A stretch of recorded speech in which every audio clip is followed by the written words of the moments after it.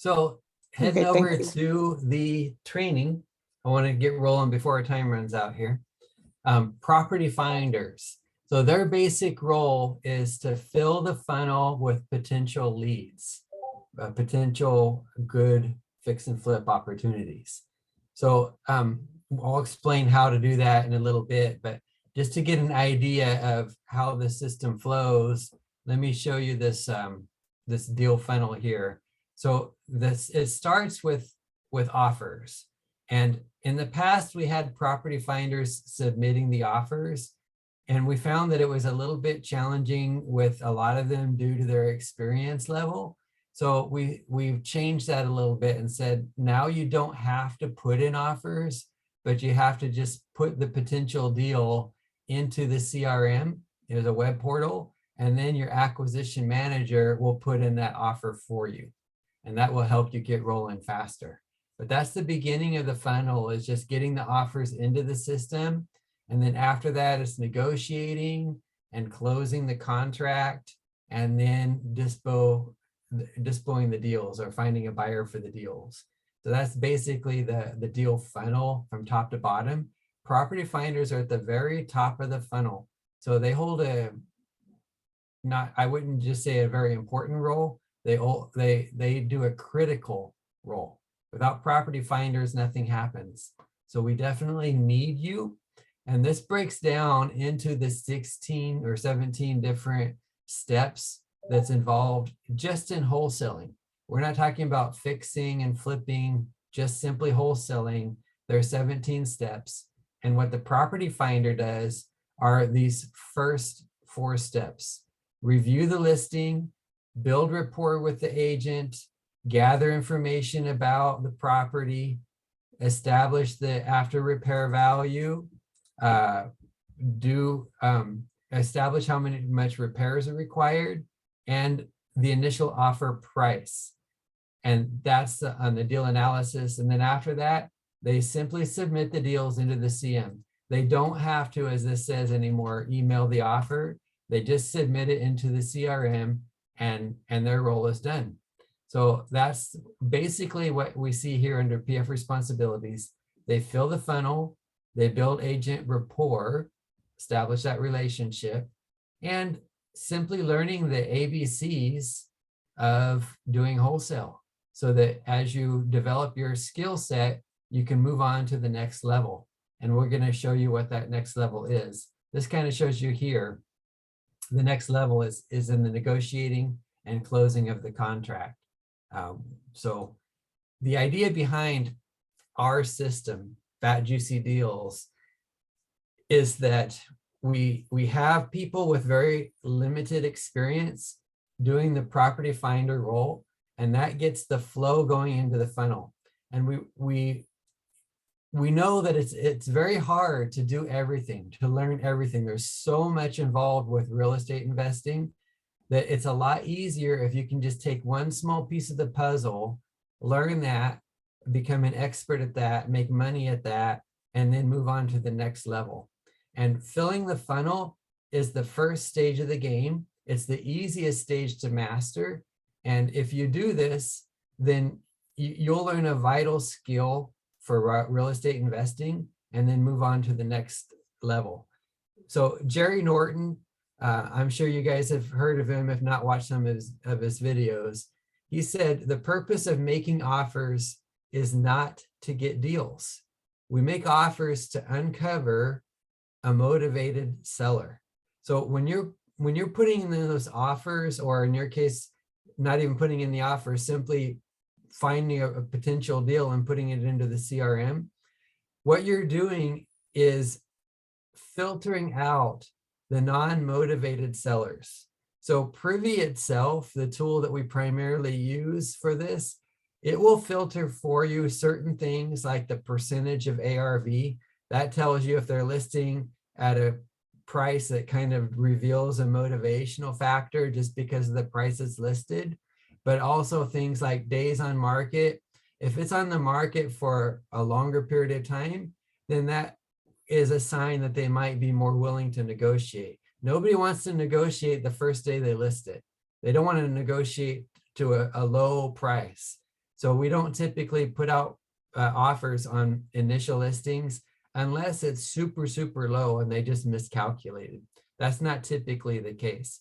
But as it ages on the MLS, then they'll be more willing to negotiate. So that's what you see here, motivational factor or filter number 1. That's the privy filter. Motivational factor number 2 is putting in that initial offer.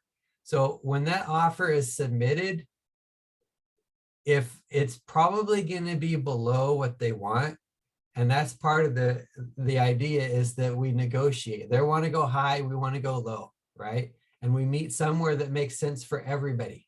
It has to make sense for the buyer who we're going to wholesale this property to. It has to make sense for us because we need a fee for our labor, for our services. And it has to make sense for the seller. So they'll go high, we'll go low, we'll find a good spot in the middle and make a deal.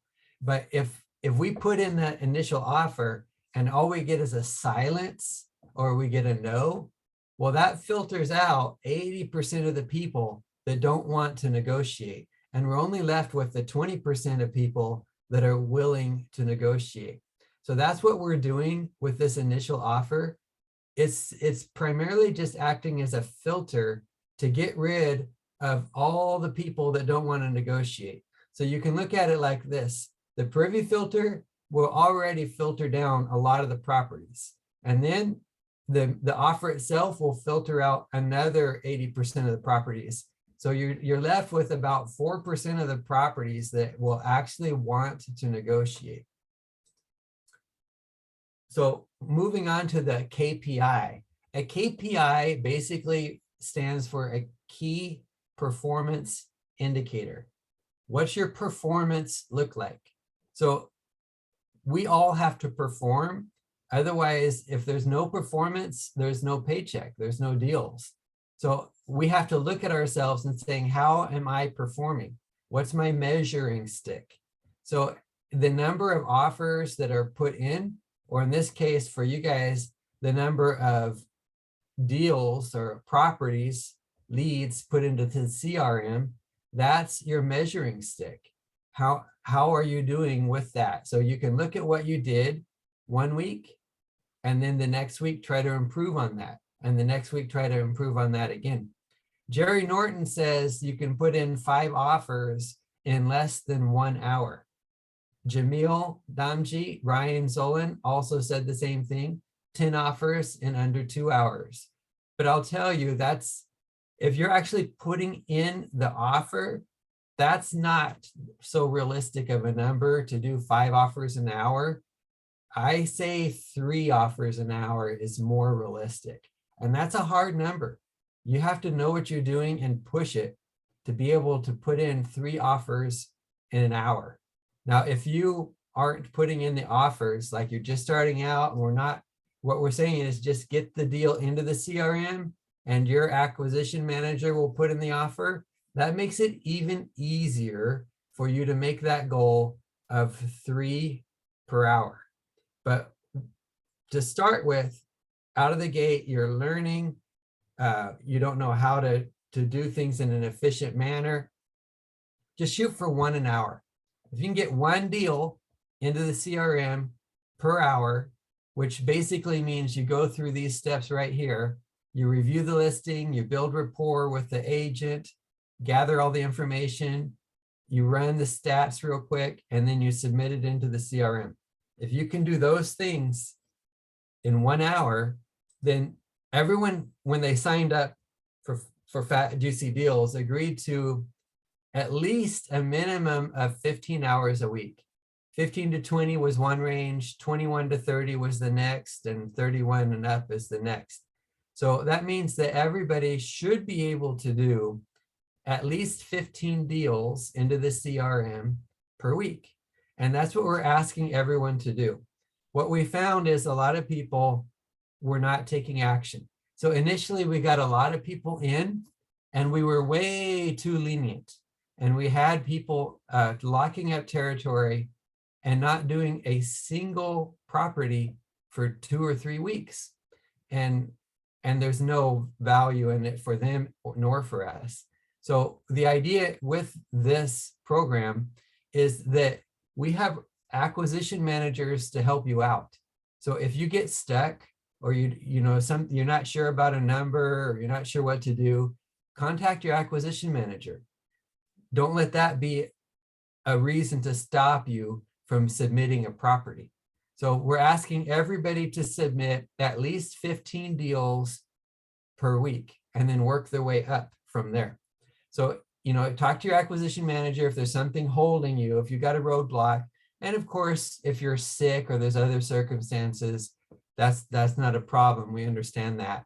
But we want you to be able to meet that goal really quickly of 15 properties submitted each week, and then grow from there. Because that's only, it's basically it's at a maximum of 1 per hour. That's not very much. So you should be able to get to 3 per hour as you grow and develop. But initially, just shoot for 1 an hour. And that's going to be your measuring stick. And, if you don't want to do this, that's not a problem. We just want action takers. We want people that are motivated and want to be able to grow with us. We're a new organization, and, we built it on the concept that everyone helps each other out. So the acquisition managers, they're there to train you, to help you. They're getting training as well to advance to the next level of being disposition managers. But we all, at the end of the day, we all need a paycheck. You need a paycheck. I need a paycheck. Everybody in the program needs a paycheck. So the idea is that everyone is action takers. They're getting the free mentorship within our program with the concept, with the knowledge that they're going to be putting it into action and producing leads. And as they produce those leads into the system, a small percentage of those leads will turn into deals. So, we want you to enjoy this, but we also want you to take it serious that this is, by joining our team, you're willing to do at least 15 properties into the CRM per week. Yolanda, Amy, any questions there? Yes. So when we're putting things into the CRM, are we logging on and off? Like if we're doing a property or trying to go through the ARV, do we log into the system and then log off, or are we in the system at one chunk of time? So you don't actually have to log into the system. It's a web portal. So what you can do is go to that web portal and just start filling out your information as you're talking to them. And you'll see the form, you get the details into that. And we're revamping the form as well to try to make it better for you to include all your details. But you put all the details right into the form. And the very first thing that you should do is the address, because the CRM will only allow one person, one address. It won't allow duplicates. So if somebody else already put that property into the system, it will tell you. So just start by putting in your address. And if the address is already taken, move on to a different property. Okay. And then you talked about the different roles, like for the PF and then the acquisition manager and the disposition manager. Is there a normal time that people are in a role before they advance, or does it just vary? It varies. And to be quite frank, we're too new to be able to give you a number, a time frame. Okay. Yeah, I would love to say 6 months, but a lot of it's going to depend on that team and how well everybody moves forward. So you, Yolanda, as an individual, number one, I don't know if you've done deals in the past or not. If you're brand new, it might take you a little bit longer. But also the acquisition manager, that person, they need to apply themselves too. They need to be a true leader in order to step up to the disposition manager role. So you won't necessarily be dependent on your acquisition manager to advance for you to advance. You can advance at your own pace, because we do want more acquisition managers regardless, but we just need to see from a property finder that they get it, they understand how to do this deal. So when they're initially starting out, we're not asking them to do offers, but as they develop their skills, we'll put that back on them to do offers, and that'll kind of be a testing ground to see how well you're doing. And as you grow your skill set, then you'll be ready to go in there and start doing the negotiating and the closing and managing your own team of property finders. So when we see that leadership skill with you, when we see you understand the REI game and you know how to do negotiating and closing, and you're comfortable with all that, then it'll be time to move you into acquisition manager. Okay, thank you for that. I really like that breakdown. I think that gives everybody a really good opportunity to get in, to learn before they move to the next level. I just didn't know if there was an expectation, like if you were in one role, okay, you could only be in that role by a certain amount of time, but I really love the way that you broke that down, and that makes a lot of sense. Thank you for that. Oh, you bet. Yeah, there's no specific time. We've had people that say they want to just stay property finder, and that's fine too if you don't want to advance. But we find that most people do want to advance, and it's just really up to your own pace, your own skill level. Amy, did you have a question? I did not. I understand everything. Thank you. You bet. Okay, moving on to the offers. Oh, we did that one. I'm sorry. All right, here we are. So after filling the funnel, the other two things is building the rapport with the agent. So when you talk to the agent, you want to be able to speak to them in a way that you befriend them, because you never know when they might bring you another deal. So the more agents you have in your black book, the better.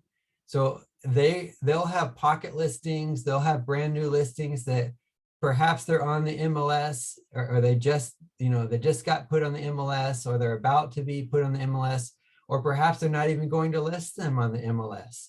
You can pick those up and submit them yourself into the portal. Every relationship you build is very valuable. And that's one thing about REI, real estate investing. It is very relationship driven. So everybody you talk to, try to look at it that way. Don't burn your bridges. Even if somebody is rude, try to help them to understand where we're coming from and who you are, and that we're not trying to rip anybody off. And it has to work out for everybody. It's got to be a win-win-win-win. It's got to be a win for the realtor. It's got to be a win for the seller. It's got to be a win for us, and it's got to be a win for the buyer. And that's not necessarily an easy combination to make, but that's what we're attempting to accomplish here. And it does happen, but the ratios are such that, you're going to get out of 100 offers, you're going to get 1 or 2 deals out of 100 offers. And that, you just have to have that in your head. Not everything's going to work out. But when you form that relationship with the agent, if they understand the numbers, they understand the challenges for investors and for fix and flippers, then they're more likely to bring you another deal later that you can run and put into the system and make a deal out of it. Does that make sense? Yes. All right, cool. Yes, it does. Sorry. Yeah. So number 3, learning the ABCs. So that's the other thing is, we do encourage people to advance to the next level. We talked about that a minute ago, but just try to keep learning your skills. One thing we saw though is that a lot of times people will get consumed with learning the skills, watching videos, going to YouTube, and it eats up all their time. And then they're not submitting any properties. So try not to get stuck into that scenario of always learning and never doing. You want to have a balance. So there's a book called 7 Habits of highly what's the word? Effective. Yes. Yeah. 7 Habits of Highly Effective People. And one thing it noted is that P to PC relationship. So P is production, PC is production capability. You want to be improving your production capability, but at the same time, putting out production. You got to have a right balance. So keep that in mind so that you're doing your production, but you can also, use a little bit of your time to actually do a little learning at the same time. All right, locating a deal. So at this point, I'm going to show you my screen while I'm actually going into Privy and show you how this works. One moment here.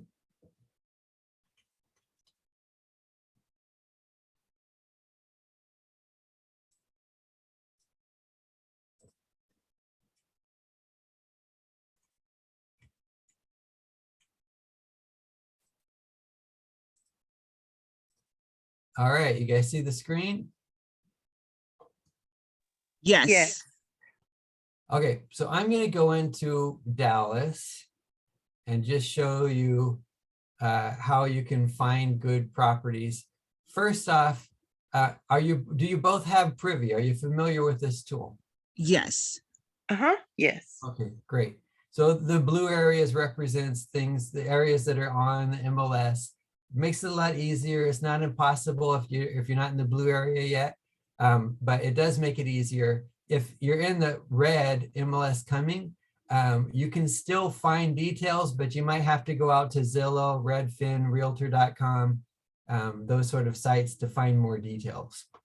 So looking into the area, the first thing we want to do within a particular region is find what I call flipper land. Where are the fix and flippers at?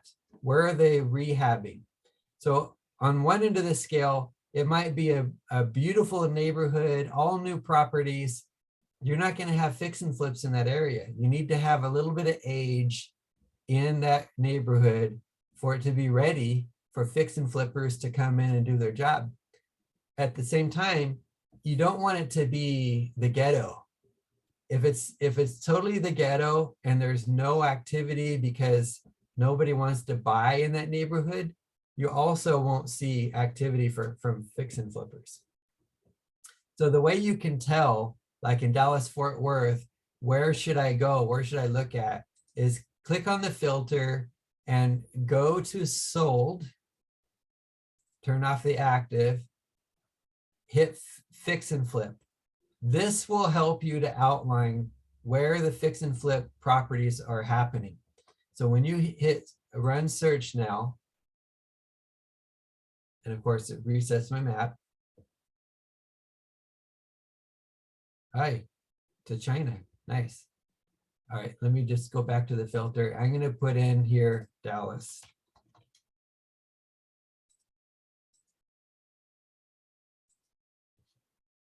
There we are. So now we got all these nice blue bubbles with a number in it.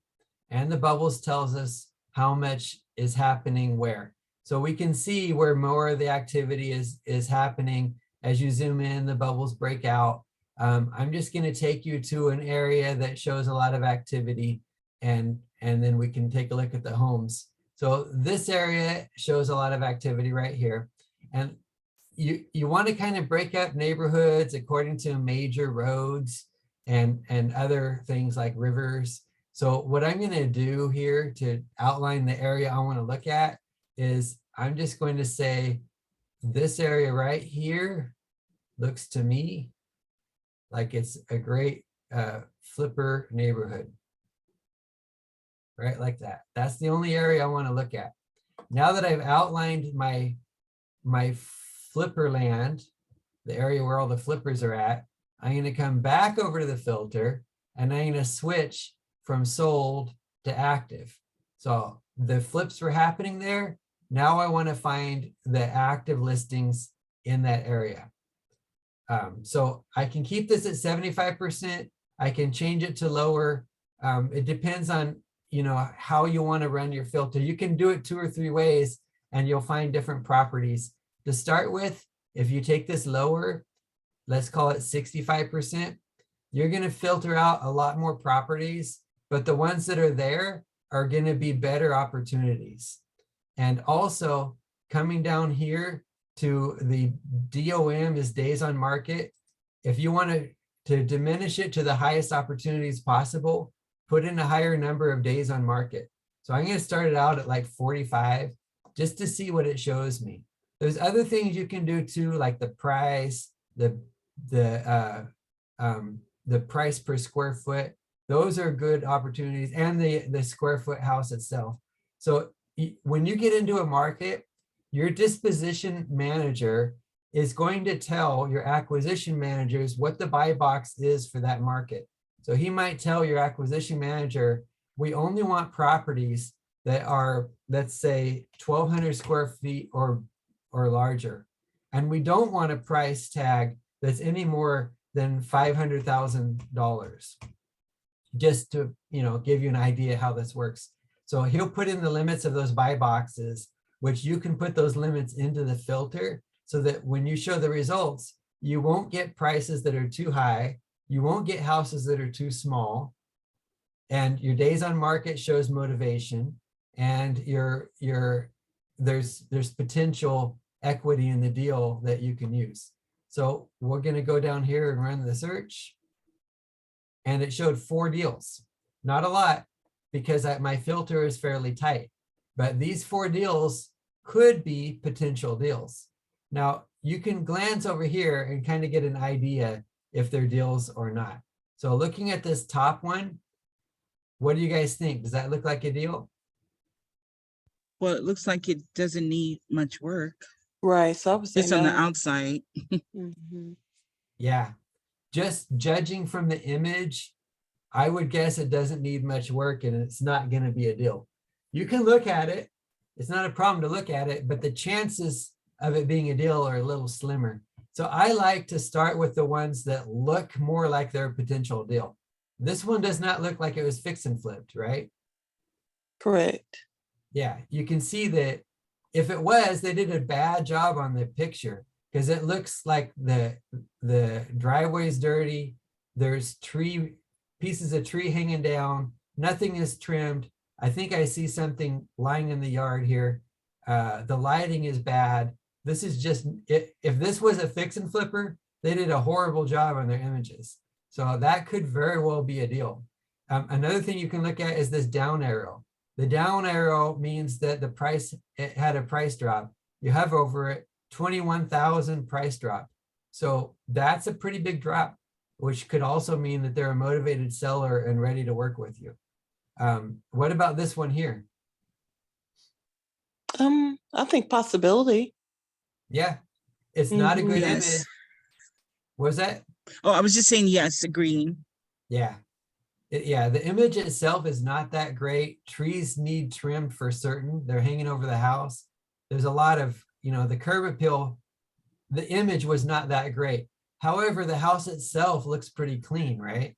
So Right. it's kind of hard to tell without actually clicking into that one.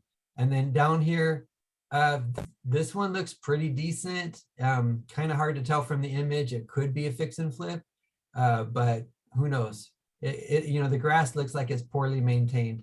So of these 4, I would just go with the best one first. This one right here gives me the most opportunity as I'm looking at it, saying this is probably a deal for a fix and flipper. So looking at the images real quick. Okay, it's got stone countertops, stainless steel, hardwood floors. So it's got carpets, which is not the in thing to do a lot of times nowadays. But the property doesn't look that terrible, right? Right. It looks It like looks it looks like What? it could have been rehabbed, like maybe more so lipstick, like did the flooring, the painting, updated the kitchen, a little bit of the bathroom, but kind of said, oh, we'll just leave the carpet, Yeah, behind. Mhm. right. No, totally agree. I mean, this could have been a rehab. It could have been that somebody just kept pretty good care of it and moved out. It's kind of Yeah. hard to tell. But Yeah. judging from the images, this property is not in terrible shape. It might be in shape for a rental already. It looks pretty good. Oh yeah, rental grade. Yeah, Yeah. definitely. Hmm. So, it's questionable, but it might be a deal. So you scroll down and look at this beautiful remodeled 3-2. So it does say remodeled in a well-kept pocket, good location, new appliances, ceiling fans. Okay. It says owner spared no expense in remodeling. Well, it doesn't look that pretty. I mean, it's all It could right. have been an owner. I guess maybe the owner instead of Yeah, an yeah, investor. you're right. So that's probably the deal is Yeah, they were not professional flippers. No. exactly. I mean, look at this picture here. What good is that picture? So Right. anyway, that's part of the problem is simply the pictures. And you would think a realtor would do a better job than that, but not all realtors are made the same. Yeah. So is this a deal? Maybe. I mean, it's all in the numbers, right? So Right. we break it down into 5 different categories of rehab. And the lowest level is a lipstick where practically everything is done. And you just go in there and do some curb appeal. To me, this looks like a lipstick job. It's already fairly decent. It's got stone countertops, new appliances, everything looks pretty good, but the curb appeal is not there. I mean, this needs a lot of cleanup, and all they need to do is sell this place, really. A little bit of work, very little, and it's good to go. I would call this a lipstick property. And then from there, we need to make a profit. Whoever buys it needs to make a profit. But the margins can be a lot slimmer on a lipstick because they're not holding it for 5 months. They're doing a work in a week and putting it right back on the market. So that's a potential deal with that in mind. So you kind of look at the property first and get an idea of what it's about before you do anything else, before you run numbers, before you talk to the agent. Now that we've looked at this, we've kind of got an idea of what the end result of this is going to be. We can run this as potentially a property for someone who wants to rent it out, or we can run this as potentially a lipstick. They call it wholetailing. So a wholetail is like a wholesale retail, right? So basically you're taking a lipstick job, a minimal job, doing that within a week or so and getting it right back on the market. There's more than one way to accomplish that. You could do a double close, you could do a novation agreement, but the idea behind it is minimal work, minimal expense, get it back out there. So those are 2 ideas that we can run with this property. So when you're looking at properties, you got to kind of get a feel of what are you going to do with this property? If you were the buyer, and that's always your mindset, you got to think like the buyer. If you were the buyer, what would you do with this property? So, you can look at it and figure that out. We primarily look at things from the idea of fix and flipping, but you can also run numbers as a rental. You have to do rental comps. It's a little bit more complicated. So, we don't really expect property finders to have that skill set, but, you can talk to your acquisition manager and ask them, hey, is this a good rental property? Is this something we should look at for rental? And just get that feedback. But your primary role is just run your numbers as a fix and flip property, put it into the CRM, and let the acquisition manager run it from there. Does that make sense? Yes, it does. Yes. Okay. So now that you've got that idea, you could come down here and run some comps and get an idea of how much this place is worth. However, Privy already told you that this is at a low percent because we ran our filter at a low percent, right? What was it, 65%? So that being the case, we already know this is potentially below value, but we also know 2 other things. They did a $21,000 drop over a month ago. So even at this price tag, even after a price drop, it's still sitting on the market. So if we're going to get this property, lock it up for a buyer's not going to want to buy it from us at market price or above market price. Our service that we would provide to a buyer is our negotiating, our finding a good deal, and our negotiating it for them at a cheaper price tag. So if we're not saving them money, we're not doing them a service. And what we have to do is think of ourselves as wholesalers. We are a marketing arm for the buyers. That's our job. That's our role. We're providing a service to the buyers by finding a good deal. So if we can't lock this up lower, then there's no sense in locking it up, right? The buyers could just go here and get it themselves for $229. So typically we would want to negotiate that down at least $30,000. So we're looking at like $199 would be the minimum price that we might want to lock this thing up at. So that's just a mindset thing as you're looking at a property, getting an idea of where the after repair value, or where the initial offer might be at, where the maximum allowable offer might be at, is just looking at this price tag, looking how long it's been on the market, and saying, I know I got to be way below here simply for it to be appealing to a buyer. Does that make sense? Yes. Yes, it does. Mm-hmm. All Yeah. right, cool. So coming down here, I've trained both ways. I've trained where you run your analysis first and then you talk to the agent. And I've also trained where you talk to the agent first and then you run your numbers. You can do it either way, whichever you want to, whatever makes you feel more comfortable. A lot of people have a real fear of getting on the phone with an agent. And if running the numbers first helps you get past that fear, go ahead and run the numbers. And that way you feel more like you know what you're talking about before you actually talk to the agent. People do it either or. It's totally up to you if you want to run the numbers before you talk to the agent or after you talk to the agent. So what I'm going to do right now is I'm going to go ahead and run the numbers and show you more or less where this property would come in at as far as an after repair value. And then we'll also run a calculator that'll show you the max allowable offer and the initial offer. And keep in mind, you do not have to put in the initial offer. All you're doing is gathering this information, passing it off to the acquisition manager, and they'll do that initial offer for you. Okay. So starting, we see the blue button, right? The blue button down here, investors, the reason it shows a blue button is because we put in the filter. Let me go back here.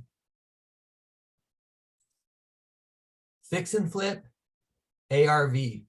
When we do the fix and flip ARV percent, that creates the blue button result. So coming back over here, Privy is saying that these 4 properties match our query as potential deals. They are around 65% of what Privy calculates as the after repair value. So Privy is trying to make your job very, very easy, so you don't have to worry about looking at a lot of properties. So the first thing I would do is go to the blue investor button and see if that will make my job way, way easier. And if it does, I don't have to go any further. But the number one thing you want to remember is you have to go after sold comps, not active, not under contract, because those are not deals. Those that have not sold. So just because if it's active or under contract, it might sell for 20,000 less than what it's listed for, or 30,000 or 50,000. You don't know. So the list price does not equate to its value. It's just the list price. So if you see the yellow or the green, even on this investor button side, yellow and green, you cannot use those properties. So I would just automatically get rid of these because they're all yellow and green. They're not going to help us. So there are no blue button properties in this scenario. We can't use them. So I'm going to click over to sold. Does that make sense? Yes. It does now. I didn't realize that. Thank you. Mhm. That helps so much. Mhm. Yeah, you bet. So the next thing we want to keep in mind is you don't want to cross major roadways. Anytime you cross a major roadway, you basically have a change in neighborhood. And that change in neighborhood could mean a significant difference in the property value. So here we see Highway 352 runs right through here. We don't want to do anything up here on the other side of Highway 352 because it could totally change the value of that property. So when you hover over it, you'll see the eyeball sign right here. That'll hide it. So you can do it that way, or you can go over here and do your pencil and just mark your territory that you want to stay within and keep that within your major roads. I'm going to go ahead and keep this one here. There you are. So now I've cut off everything up here by the pencil. There's a couple ways you can knock out properties you don't want to look at and establish your neighborhood.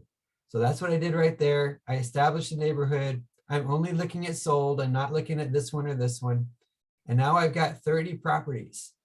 So how are you going to filter these properties down? One thing that I always like to start with is making sure that it's an actual comp. It's a comparable. If it's not a house that's similar, it's not a comparable. So you want to get rid of anything that is not similar. It's not a comparable. So the size, this actual square foot, is one thing you can use. So Privy will automatically filter it down to the proper size. So if you see 1250, all of these are within a couple hundred square feet of 1250. So all of these could be comps when it comes to square feet without you having to worry about, is it the right size or not? If you click over here on all activity, you notice now it has 59 instead of the previous 30. So a lot of these are not comps. Like this is 2,200 square feet. That is way bigger than our 1250. That's why you don't want to use all activity if you don't have to. Always start with not using it. Start with the blue button and see if that does the job. And if it doesn't, then you just go on to the sold. And if that doesn't do the job, then you go on to all activity. But these 30 are the right square feet. The next thing you want to look at, that I like to look at, is the dollar per square foot. So what you're looking for is a comparable for after repair value. So when you're repairing a house, you might have to put in, if it's a lipstick, it might be as little as $15 per square foot. But if it's a basic rehab, it might be $40 per square foot. It might be 60 if it's a real intense job. It might be 75 or 80. So knowing that they have to put in that much money per square foot, is $29 per square foot going to be a rehab property? I'm sorry, can you repeat the question? I think so. If the property is only, if it was sold for $29 per square foot, will that be a rehabbed property? One that's I don't already think fixed so. up? No? Yeah, it can't be, because there's not enough room in that price tag for someone to have fixed it. So you look over here, it's $39,000 is what it sold for, right? So you know $39,000, this was not a fix and flip. Nobody's going to buy a fix and flip, fix it up, and sell it for $39,000. Right. So you Okay, could I missed. almost, just take this initial subject property of Coolidge. It's at 183. It's not selling at that price tag. It was quote unquote rehabbed, though it could have been done a little bit better. So you know that everything below this price tag pretty much is not a fix and flip. Maybe there's some that's close to that price tag that could be a fix and flip, but all of these low ones, they're not fix and flips. So you could open it up and look if you want, like this one's 75, but I'll tell you just, by looking at the 75, I already know it's not a fix and flip. So I'm just going to hide these ones because I don't want them to obscure my results or what I'm trying to find. So this one here is a stack. A stack, Privy's telling you they bought it for 30, they sold it for 110. They bought it for $25 per square foot. They sold it for $95 a square foot. This is still extremely low. I don't know how a fix and flipper could do a deal and sell it for $95 per square foot. I'm just going to take a look because I'm curious. That doesn't sound right. It's okay. So they did not fix and flip it. Here's the after. Let me show you the before and the after. Here's the before. There's the after. So nobody fixed and flipped this thing. They just basically bought it super, super cheap, and then they sold it at a higher price tag. So that could be like a double close scenario where they bought it. They might, let me see how long they held it. So they bought it in April and they sold it in September. So they held this thing for what, 5 months, 5.5 months, and then they sold it without doing a thing to it. Maybe they got scared out of doing the fix and flip. I don't know why they'd hold it for 6 months and then sell it. Or maybe they thought the market's going to keep appreciating and they're just going to keep holding it until the market stopped appreciating. But either way, that tells you the $95 is not a fix and flip property. And you'll know your market. If you go into Dallas, you'll know, okay, this area is not a fix and flip for anything below $200 per square foot. Or Jacksonville, Memphis, wherever you're at, you'll learn that market and you'll just very quickly realize, oh, not a fix and flip. Let me get rid of it. 99, let me get rid of it. 104, again, that's way low. It shows a stack, which the stack means that Privy thinks it's a fix and flip, but like we saw a minute ago, it doesn't necessarily mean it is. So here's our before, here's our after. So again, you know, the after, okay, so what they did is they started the project and then they quit.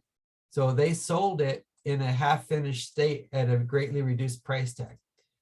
So now you can see at $104,000, that's what you're going to get. You're not going to get a fix and flip house. You're going to get a house that needs fix and flipped or is partially done. So I'm just going to keep hiding these because they're not what I'm looking for. Now I'm getting a little bit higher, but still this seems super low. I'll take a look just to make sure. Yeah, so you can tell this is not a fix and flip either, right? It's got damage. This might be a good house to, somebody probably bought this to repair it. A fix and flipper probably purchased this house. But anyway, that's not a fix and flip. I'm gonna hide it. And you know, I could keep going down. Probably even this first one at 159, the next one that's stacked. Well, they did a really nice job on the picture to look bright and cheery, right? Looking at the difference between this one is all shadowy. This one's got a lot of sun on it. It looks clean. The lawn does not look clean, but the front image of the house does. Looking at the house, they got new floors. So yeah, they did a fix and flip here. Not, you know, not a high-end home, but rental quality home. It looks pretty decent. Mm-hmm. So that gives us a feel of where our market is. We don't want to delete this one. It's definitely a fix and flip. There's 3 above it. I'm just going to go take a peek at those real quick.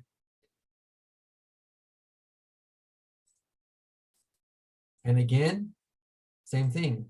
It looks like a rental level fix and flip. It doesn't look bad at all. So I can leave that. Let me take a look at this one. All right, so that one's not a fix and flip. I'll get rid of that one. Oops, wrong button. By the way, be careful not to hit this button. Once you hide it, if you need to get it back, you got to do a total reset, and that's a pain. So I do want to hide that one. Is that the one? Yeah. And now let me take a look at this one here.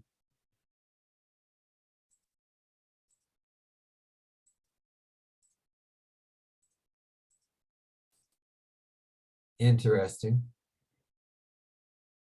Interesting how they did the flooring there, huh? Yeah.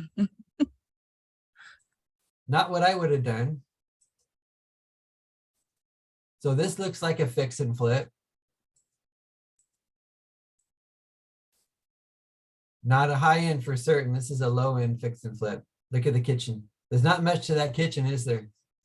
Maybe that's why they did the floor white to kind of enlarge the kitchen. But yeah, I wouldn't have done it either. And it looks like there's another type of tile right here. So not a good job. I'm not going to call this one after repair value simply because of how bad it was done. I'm going to hide that one. So we're left at 158 at the baseline of after repair value. And it's sold. Now, a couple of the things that we're going to do now that we got rid of those that were too low in price tag, that there weren't fix and flips, because we're looking for after repair value. Now we're going to get rid of anything that is not the same build era and also that was sold a long time ago. So first thing I'm going to do is sort by the build. So this is a 2004 home. 2004 home is not the same as a 1921 home. So all these old homes, we're all the way down to here, I can just get rid of because it's not the same quality as, you know, the building materials are way different. It's just, you know, the market's different. So from here to here, I'm just going to hide because they're not anything that we want to be comparing this house to.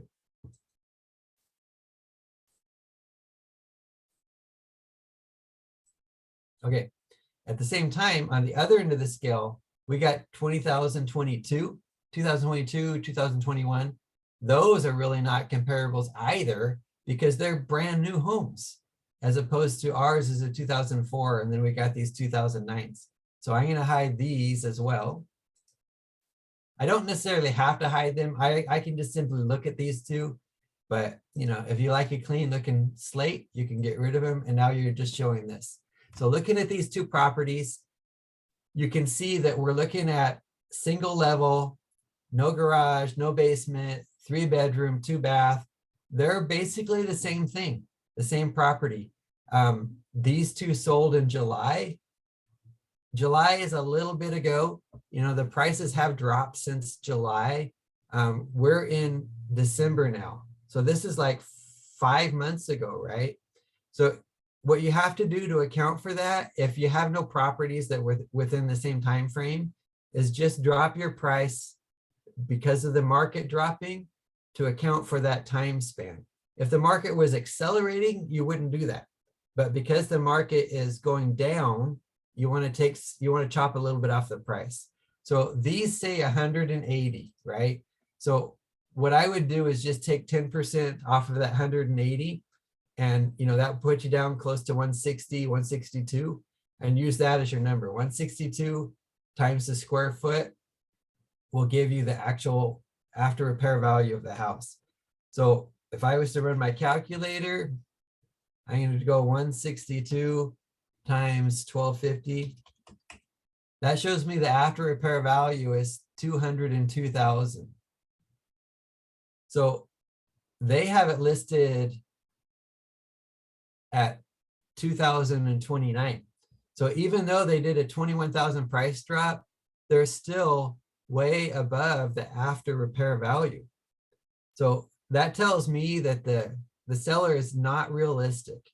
You can still call the agent and say, hey, you know, we're looking at this property, but it doesn't look like the price is really falling in line with the market.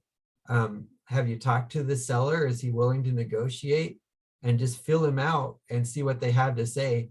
You know, the idea isn't to make an enemy saying, hey, you know, we want to put in an offer that's going to be super low, but just talk to them, get their feedback is number one before you actually give them any numbers at all. Giving them the number is the last thing you want to do, especially now that you're not even going to be putting in the offer. The acquisition manager is going to be putting in the offer. You just want to simply feel them out, see how much they're willing to negotiate. And a lot of times the agent will even tell you, yeah, I told him that this number is not realistic, that the market's changed, but he doesn't want to budge. You know, it might be he's got a mortgage on the place or something, whatever the reason is. Then you just tell him, okay, no problem. You know, we'd like to see if you have any other deals, you know, that might suit our needs. And they might say, yeah, I have this other listing. Or they might say, not right now, but, you know, we always get deals. And then you want to take their number down, take their email address down, and keep reaching out to them is to see if they have new deals coming up. That's how. Ralph, I have a Yeah. question. So I know that you did just a couple of comps. Is the 3 comp rule, is that hard, fast rule? No, you About the don't 3 need comps? No, one comp is fine. If you get one comp, you know, you've narrowed down everything in the market until you get to the one right comp, just go with the one right comp. Okay, So, you know, if you had to have more comps, if you felt like these comps weren't a good enough match, I'll show you how to do the all activity one. okay. So now I've got a lot more properties in here, right? I've already cut out properties that are on the other side of the freeway, trying to keep things fairly tight. I'm actually going to erase this. And now I see everything because there's properties, you know, the initial one I drew was based off of the other one. Now that I'm down to this, I'm going to redraw this to capture just the deals that I'm seeing on my screen on this side of the freeway. Pennsylvania Avenue. I don't want to go too far away from the subject property. So that's why you see this weird shape. There we are. So those are the properties we're looking at. Then you come down here. Okay, I got 29 properties.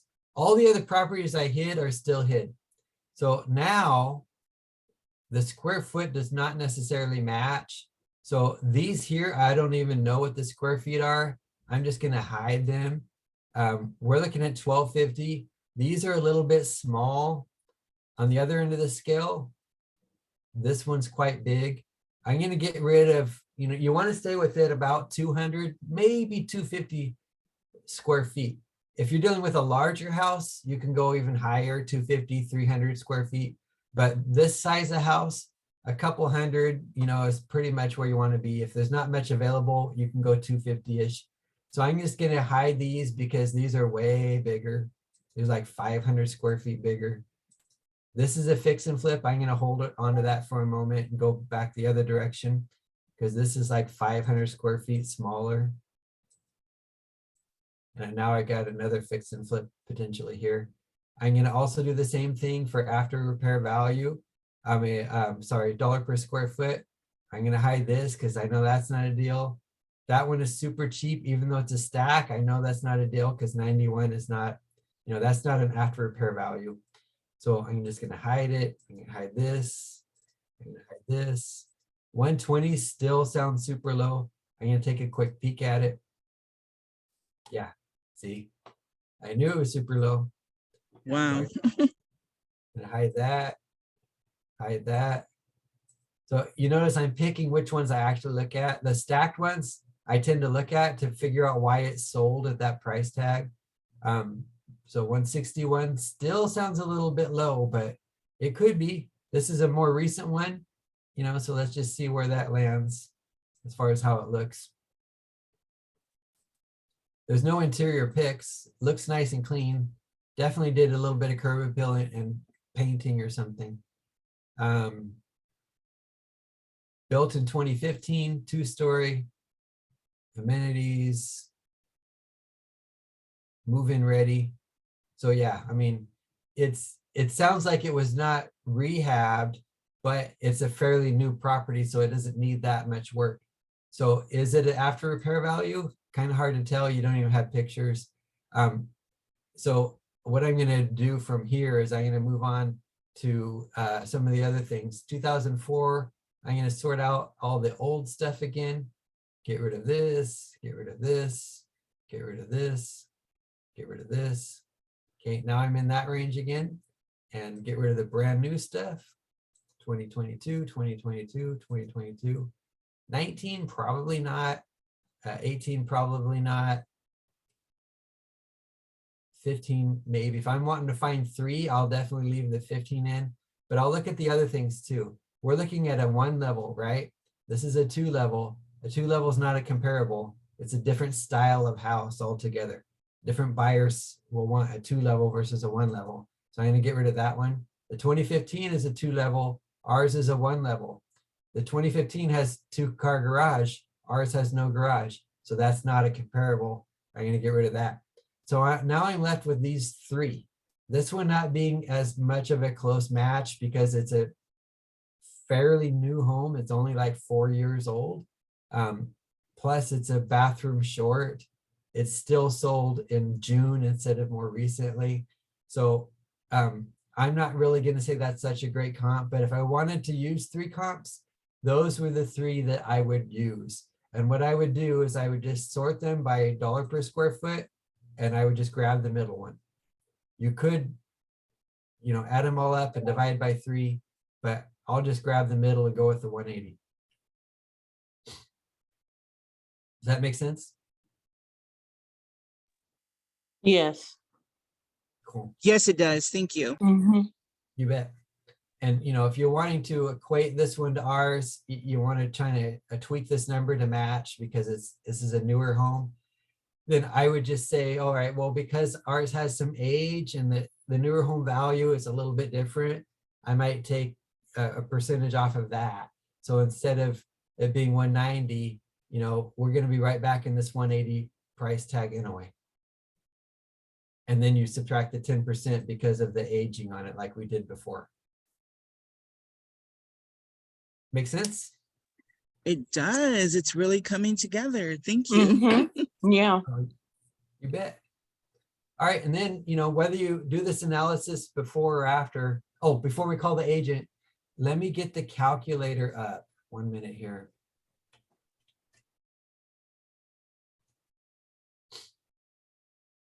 Now, I forgot to pull this calculator beforehand, but here it is. So you'll get a calculator for your market. Every market's different. This one is for Jacksonville, but you'll want to use the calculator. You'll get a link for your calculator for your market.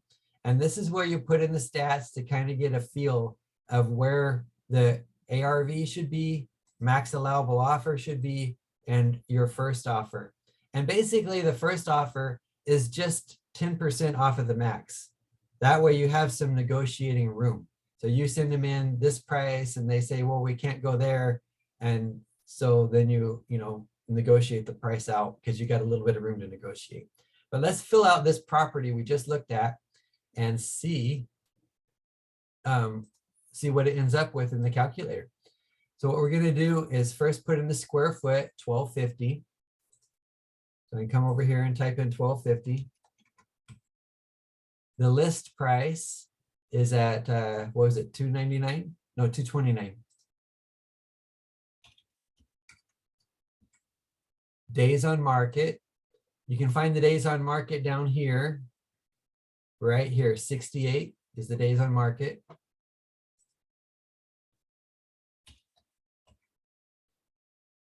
ARV, dollar per square foot. So that's what we just figured out a minute ago when we run this calc. We took 10% off of that, right? So that would be 162, I believe it was. And then here we choose the level of rehab. In this case, we called it a lipstick, right? If it needs more work, it could be cosmetic. If it needs more work, a basic. Most of the fix and flips end up in the basic category. That's probably like 80% or more will be a basic. And then if it's a heavy one, it might be a gut. And in case of a gut, that's where they might be doing like pulling out supporting walls and putting in a beam, or it's a lot of fire damage that needs to be pulled out, but not totally destroyed. So destroyed is where, it's got so much fire damage that the roof is gone, or, they got to take out the bones of the property. Whatever it is, it's way beyond just a simple gut. So the gut and the destroyed, they're not in things right now with the market because they take so long and there's a higher level of risk involved with them. So in a downturning market, you probably won't want to grab guts and destroyed. But the dispo, your dispo for your market will give you instructions. They'll give the acquisition manager instructions, go pass it on to you to know if you should go after guts and destroyed or not. But the lipstick, the cosmetic, and the basic, those are all good to go. You can go after any of those. But I can tell you, it's harder to get a deal with lipstick because it's already move-in ready to a certain degree, right? It's just not pretty. So those are kind of hard to get them to negotiate. Like in this property, I can tell you they're not going to negotiate to the price we want for two reasons. One, the price tag is way above even the market value of the property, the after repair value. But two, they, the owner rehabbed it. They already poured a lot of money into this place. So what we're looking for is properties where they haven't poured the money into the place. And we're doing that service for them. Or actually our buyers are doing that service for them.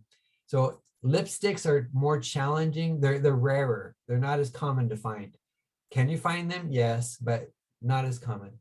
So then major reno extras. So this is like beyond what you need to do for the lipstick.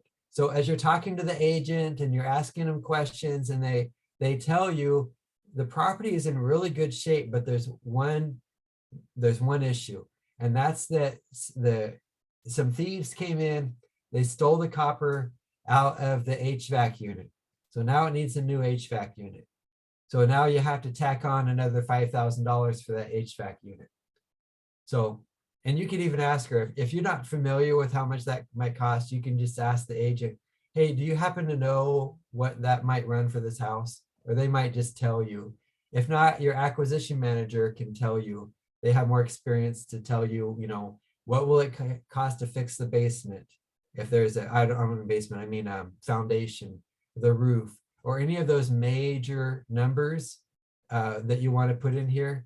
This here will cover most of your needs. But if in the case like this one is a lipstick, however, you have to fix the HVAC, this is your however spot right here. Other than that, you keep it all within this. So if it was a basic, then with the basic, that takes into account redoing the flooring, redoing the cabinets, redoing the countertops, all those major things that are typical for a rehab, they're all built in. Landscaping is built in, it's all built into this price tag.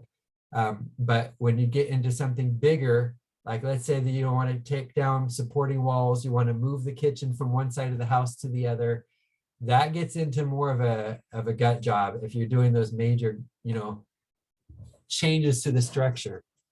Once you start changing the structure, moving plumbing from one spot to another, moving HVAC from, the ductwork from one spot to another, it might involve the city, permits, timeline stretches out, costs stretch out. That's why the gut is a different category than the basic. But in our case, we're going to put lipstick, and then this tells us our after repair value based on these numbers is $202,500. So this tells us right here what our after repair value is. And then it also tells us what our max allowable offer is. So our max allowable offer has to be under the ARV. So there has to be a point where we can pick it up, we as in the buyer, pick it up, pour money into it at some level of money, and then put it back out on the market. We have to buy it and close it, fix it, and then close it again to sell. All of those are costs that go out the door, including our costs as wholesalers. So that's why this price here, max allowable offer, will always be well under the ARV.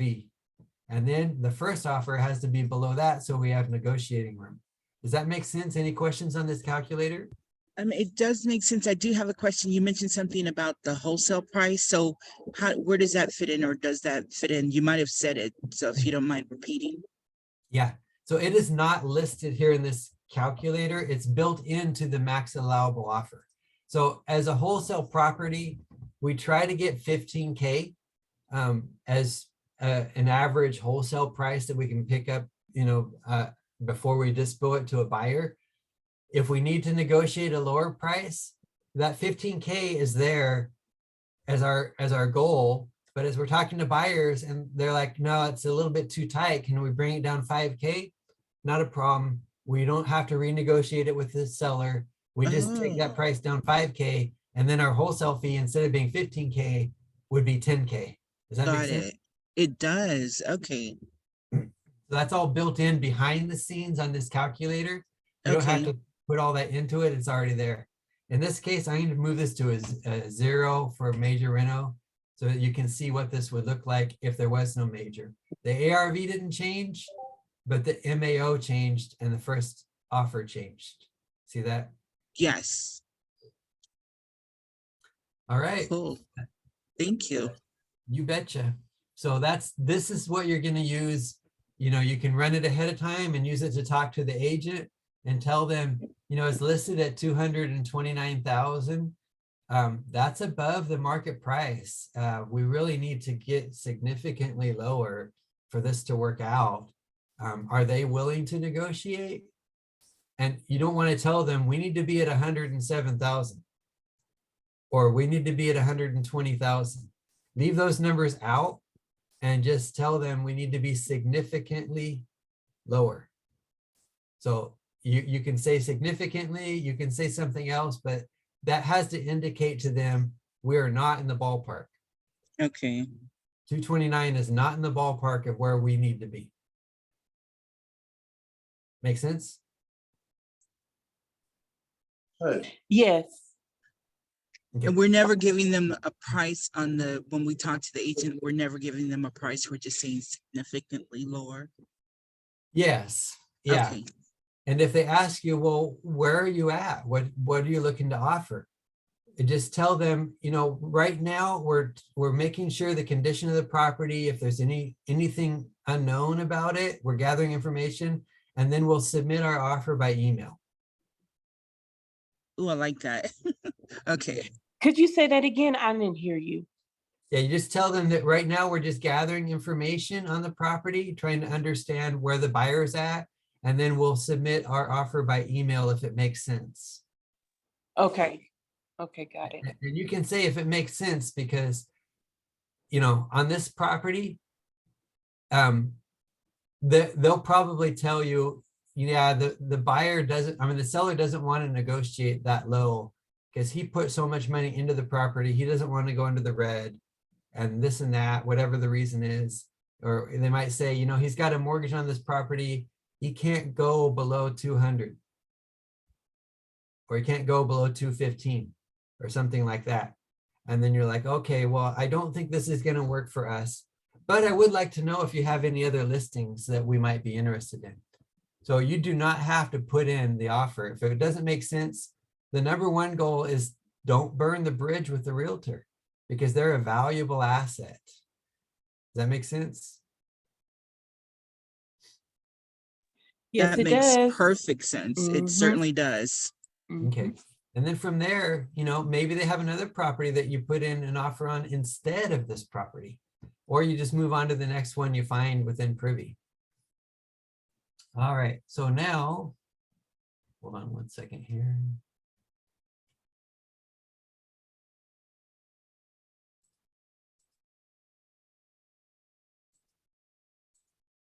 So part of when you're talking to them, you want to, say something like significantly lower. You're framing the offer when you use words like that. You want to get them on your side. And if they say, well, it's already fixed up, why would it have to be significantly lower? And then you can tell them, well, the thing is that it's not at the level that we would need to have it in order to find buyers. And just to help you understand, this has already been on the market for 68 days. You've already had price drops. You dropped it 21,000 and it's still not selling. So part of the issue is the price, but also part of the issue is we need to do a few more things to make it more appealing to the market, which means we have to buy it. We have to put that expense into it. and then we have to sell it again and get it back on the market. And that all costs money. And then we have to make a profit too for it to make sense for us. So you can explain those things out, and that helps get them on your side. So part of the purpose of this conversation is to ally the realtor with you just as much as with the seller. So you want to try to use the selling agent if you can, the listing agent, but you don't have to. The advantage of using the listing agent is because you have a chance to build that rapport with them, and they are in direct contact with the seller. So if you can make them your friend, then they'll also sell for you. Does that make sense? Yes. Because you don't have the opportunity to call the seller and say, well, this is why, these are the numbers, and try to befriend the seller. You have to try to befriend the agent. So Right. it's best to use the listing agent if you can, but you can't always use the listing agent. So sometimes you'll just run into a property where you can't contact the listing agent. The numbers are broken, they're not calling back, and you don't want to waste an hour trying to get hold of an agent you can't get a hold of. So if you've tried to reach them, you left a text message and they're not responding, just go to another agent and say, hey, will you help me out on this property? And as you build these agent relationships, you're going to find the star agent that you always want to work with. And you can always go back to that star agent and say, hey, I got another property for you. Can you help me out on this property? And then that way you're not wasting time on a listing agent that you can't get a hold of. So number one, try to use the listing agent. But if you can't, then go to another agent. Does that make sense? Certainly does. Yes. Awesome. Yes, it does. Cool. Okay. So 1 second here. Just running through my notes to make sure I covered everything. Yep.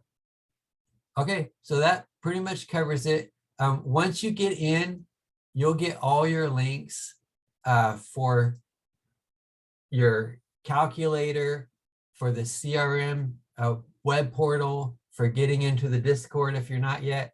And I already asked Mike Jones about the training. So, oh, he already wrote back.